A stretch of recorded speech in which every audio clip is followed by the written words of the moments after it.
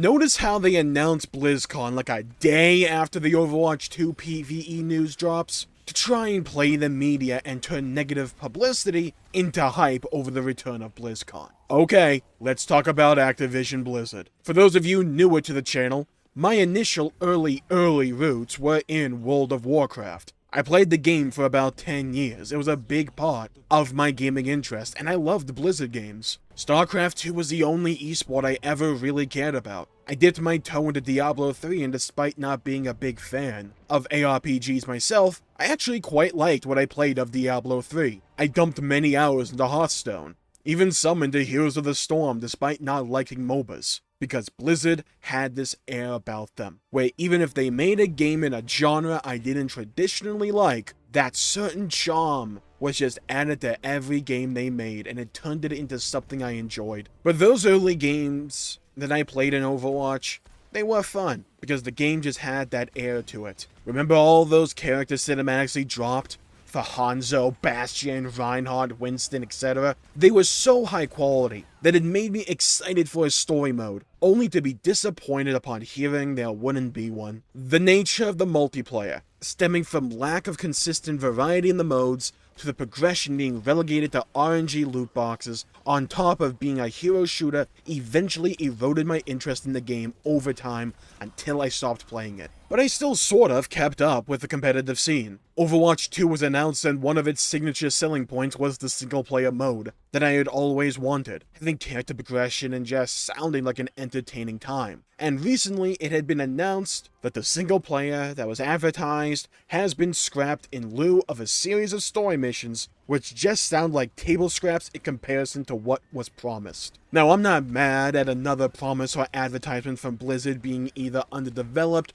or just scrapped in lieu of something that sounds far less interesting, and oftentimes is just less interesting. To me, this is just another piece of evidence to file in the folder of reasons to approach any announcement or game from Activision Blizzard with warranted skepticism and pessimism. Because in my opinion, they have warranted a while ago, and I have seen minimal trends to try and course correct. I've been sort of keeping up with the World of Warcraft side of things, and Dragonflight has at least treaded in a better direction from the days of Battle of Azeroth and Shadowlands. But for me personally, the damage is done, and the game has changed irreparably into a game I no longer have a desire to interact with. It is the same story with Blizzard games time and time again. The potential the game has that they are producing is monolithic in scale, only to be let down with the gross reality that awaits it as empty promises and shattered expectations begin to crash across the player base like a tidal wave. You can only get excited and let down so many times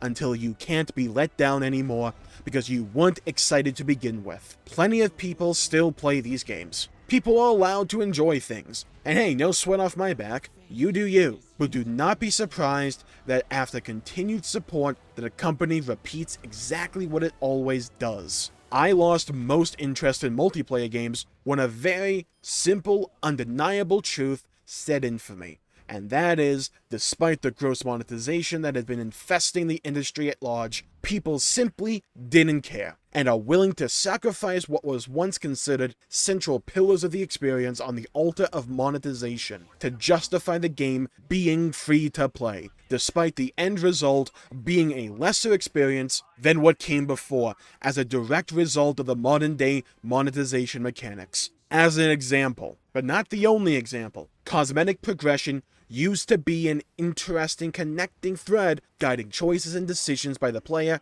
as they play the game in the hopes of unlocking something they view to be cool or worth it. Gone are those days, largely speaking so, as people have accepted the idea that cosmetic reward structures are somehow inherently inferior enough to just be ripped out to be sold back piecemeal, and the continued push for increased monetization is shaping the industry at large when it comes to multiplayer games, as monetization mechanics that are too egregious are pushed out the door to worthy pushback, only to be slightly scaled back into a new form, and for that newer form to be accepted since it's inherently not as bad as what came before, and thus the cycle continues. It's funny how this all started with horse armor, where worse and worse anti-consumer practices become normalized, and Overwatch is a perfect example of this.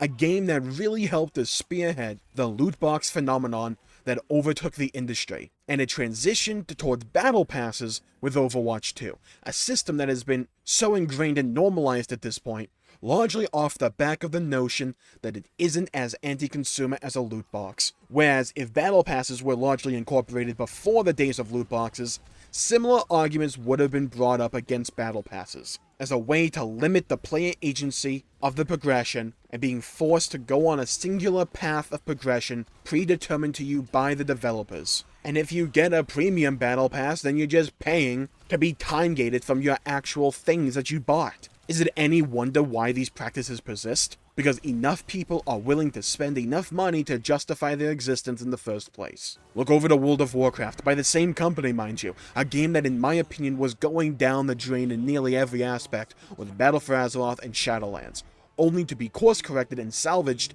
to some degree after the mass exodus of its player base, where finally enough people had enough of what had been increasingly normalized up to that point. That is the power of mass consumer practices. When enough people are able to say enough is enough, companies must take note or face repercussions to their bottom line. Now, it doesn't happen often enough, but when it does, it can be a powerful thing. Now, World of Warcraft isn't perfect by any means, nor is it a game that appeals to me anymore. However, I can still identify when a game is able to take genuine steps in the right direction, that aren't just there to masquerade another shady business practice. Now, Blizzard have many different teams, and the World of Warcraft team has seemingly been able to course correct, at least to some degree. But those same issues I once raised with World of Warcraft still exist throughout many of the other titles of Activision Blizzard, namely Overwatch, whose monetization systems and reward structures were one of the key reasons as to why my interest in the game shriveled up and died all those years ago. And now I can sum up the reasons why I have lost most of my faith in Activision Blizzard with two simple words: empty promises. It's funny, because they just announced that BlizzCon is returning at the end of 2023, and you wait and watch while the cycle continues once again, because Activision Blizzard do such a good job of advertising a new game